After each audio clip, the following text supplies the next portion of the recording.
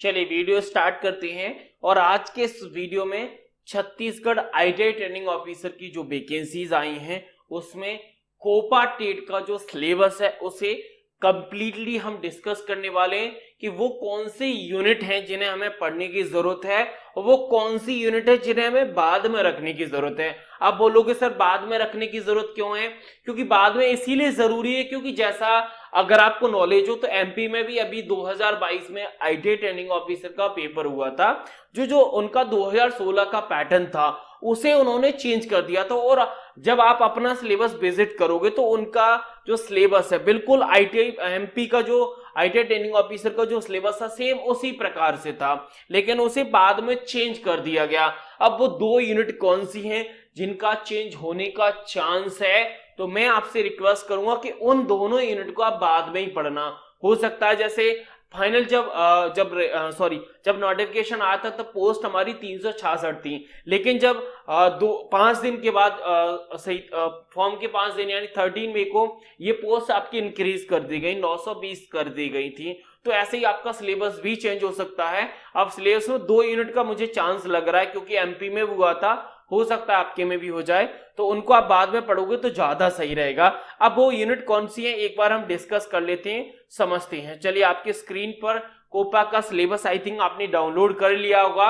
अगर आपने फॉर्म भर दिया है तो ये सिलेबस डाउनलोड और खासकर प्रिंट आउट फॉर्म में होना आपके लिए जरूरी है, क्योंकि यहां पर अगर आप प्रिंट आउट करोगे तो आप टिक कर पाओगे कि हाँ मैंने ये यूनिट पढ़ ली है। और इस यूनिट, देखो यूनिट तो ठीक है लेकिन टॉपिक हैं जो वहां पर टॉपिक हैं और टॉपिक के साथ सब टॉपिक्स हैं, ये आपके लिए जरूरी हो जाते हैं। चलिए पहली यूनिट तो सिंपल से है कि आपके जो सेफ्टी कॉस्ट होती हैं, जो हमारे जो रूल्स होते हैं, साइन होते हैं उनके बारे में जानना होता है। तो ज्यादा ये प्रॉब्लम ऐसी कि ज्यादा इसे आप मतलब नॉर्मल सा है, इसमें कोई दिक्कत है। जब आप आईटीआई करते हैं तो ये सारे पॉइंट आप जानते हो। चलिए पहली जो यूनिट है हमारी कोपा के अंदर उसका नाम है sir introduction to computer component. Computer के जो कंपोनेंट्स होती हैं, हार्डवेयर एंड सॉफ्टवेयर, चाहे वो मदरबोर्ड की बात करें, इनपुट आउटपुट डिवाइसेस की बात करें, उनके फीचर्स और उनके यूजेस के बारे में पहली यूनिट में बात की गई है।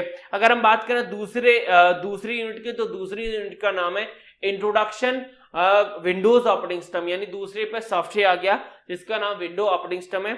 अगर हम थर्ड यूनिट पे जाएं तो थर्ड यूनिट हमारी उसी सेकंड यूनिट को थोड़ा सा आगे बढ़ाती है, यानी computer basics and software installation, यानी कंप्यूटर के कुछ बेसिक्स टर्म रहेंगे, कुछ बेसिक प्रोसेस रहेंगे, उनके बारे में आपको पता होना जरूरी है। और how to install a new software and uninstall the software, ये सारी प्रोसेस है। बाकी अगर सिस्टम के अंदर कोई कॉन्फ़िगरेशन करना चाहते हैं तो ये सारी चीजें हम थर्ड यूनिट के अंदर करते हैं। अगर हम फोर्थ यूनिट की तरफ बढ़े तो फोर्थ यूनिट का नाम है introduction to operating system DOS, यानी कमांड लाइन इंटरफेस और हमारा लाइनक्स ऑपरेटिंग, यानी ऑपरेटिंग सिस्टम अगर देखा जाए तो आपके सिलेबस में 3 ऑपरेटिंग सिस्टम है, एक तो विंडोज है, डॉस है और लाइनक्स, तीनों के बारे में पढ़ना है। अब हम 5th यूनिट से अगर हम देखें तो 5th यूनिट से हमारा जो सिलेबस है वो एमएस ऑफिस की तरफ चला जाता है, जिसमें पहला वर्ड प्रोसेसिंग प्रोसेस, जिसे हम अगर आप एमएस वर्ड पढ़ते हो सफिशिएंट है। 6 नंबर की बात करें तो एमएस एक्सेल है, और 7th नंबर की बात करें तो प्रेजेंटेशन है, और 8th नंबर पे हमारा डेटाबेस मैनेजमेंट सिस्टम है।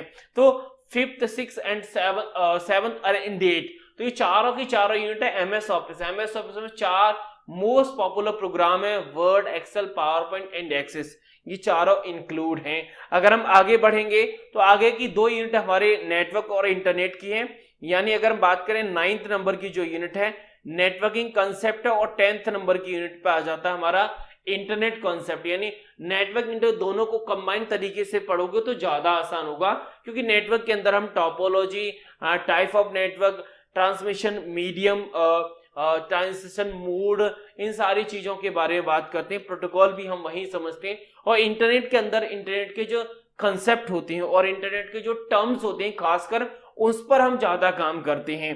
अगर हम बात करें यूनिट नंबर 11, तो यूनिट नंबर 11 में हमारा वेब डिजाइन स्टार्ट हो जाता है। वेब डिजाइन के मोस्ट ऑफ द केस में 3 ही कॉन्सेप्ट होते हैं, HTML, CSS और जावास्क्रिप्ट। तो पहले बात करें इंट्रोडक्शन टू HTML है, CSS है, यानी दोनों इंक्लूड किए गए। अगर हम 12th नंबर की यूनिट की तरफ जाएं, इंट्रोडक्शन टू जावास्क्रिप्ट की यूनिट अलग है, यानी 11 नंबर की यूनिट में आपके दो कॉन्सेप्ट हैं, HTML और CSS। 12th नंबर का आपका जावास्क्रिप्ट है। अगर हम 13 और 14 की बात करें, यूनिट नंबर 13 में विजुअल बेसिक है, और यूनिट नंबर 14 में आपका अकाउंटिंग सॉफ्टवेयर, जिसे हम tally, most of the case में टैली को ही हम पढ़ते हैं। तो यही वो दो यूनिट हैं जिन्हें आपको स्किप करना ज्यादा सही है। ऐसा नहीं कि आपको सिलेबस पढ़ना ही नहीं है, पढ़ना है, लेकिन इसे बाद में पढ़ना जब आपकी सारी यूनिट कंप्लीट हो जाती हैं। सर ऐसा क्यों? ऐसा इसीलिए क्योंकि अभी 2022 में जब ITI ट्रेनिंग ऑफिसर की MP में वैकेंसी आई थी तो यही सिलेबस था, लेकिन कुछ समय के बाद ये दोनों यूनिट को हटा के यहाँ पर दूसरी यूनिट आपकी लेके आए थे। तो अभी इस अपडेट के लिए आप वेट करना, जब भी अपडेट होगा, सिलेबस अपडेट होगा तो मैं आपको खुद ही बता दूंगा। लेकिन अभी मेरा सजेशन ये रहेगा कि आप पहले पूरा सिलेबस कर लो, विजुअल बेसिक और अकाउंटिंग को आप बाद में करना जब आपका पूरा सिलेबस हो जाता है। अगर हम आगे बढ़े तो आगे 15 और 16 नंबर की जो 15 और 16 नंबर की जो यूनिट है, 15 पे ई-कॉमर्स के कॉन्सेप्ट और 16 पे हमारे साइबर सिक्योरिटी, जो कि ऑलरेडी आसान है, जहां पर हम साइबर सिक्योरिटी से रिलेटेड सारे टर्म्स, रिस्क और मैनेजमेंट से टर्म को हम समझते हैं, कौन कौन से लॉ, कौन कौन से क्राइम होते हैं उनके बारे में समझते हैं। तो ये हमारा कोपा टेट का कंप्लीट सिलेबस है। 2 यूनिट मैंने आपको बताया था कि टेंटेटिव है, हो सकता है चेंज हो, नहीं चेंज होंगी तो हम आपको बता देंगे।